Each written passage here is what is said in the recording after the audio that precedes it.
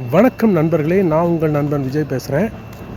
இந்த பயணம் காசி தமிழ் சங்கம் நடத்தும் சென்னை டு காசி பயணம். இது ஒரு இன்ட்ரெஸ்டிங்காக இருந்துச்சு. நான் ஒரு ஷார்ட்ஸில் பார்த்தேன். அதில் காசி போகிறதுக்கான அறிவிப்புன்னு வந்துருச்சு. அந்த வெப்சைட்டை கிளிக் பண்ணி உள்ளே போனால்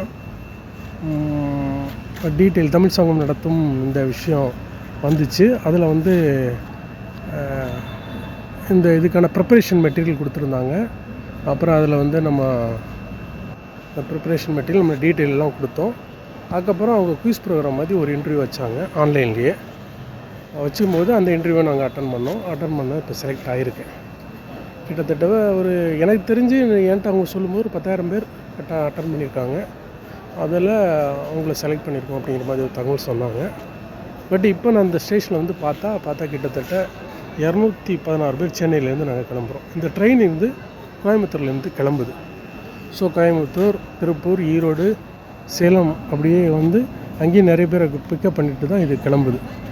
ஸோ இது ஒரு சென்ட்ரல் கவர்மெண்ட் ஸ்கீமு. அதிலேருந்து இதை ஃபங்க்ஷன் பண்ணுறாங்க. இப்போது எனக்கு டிக்கெட் கொடுத்தாங்க, 3rd AC. ஸோ அதுக்கு அதை மேக்ஸிமம் எல்லாருக்குமே 3rd AC அந்த மாதிரி தான் கொடுத்துருக்காங்க.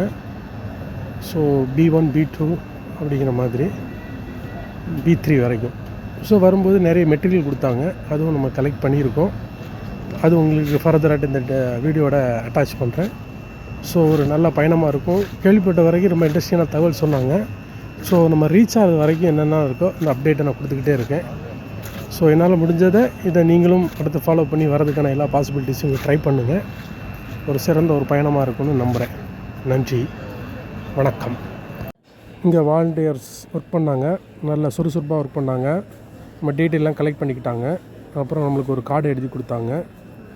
ஸோ ஒர்க்கு சிறப்பாக இருந்தது. அப்புறம் கிட்டு கொடுத்தாங்க.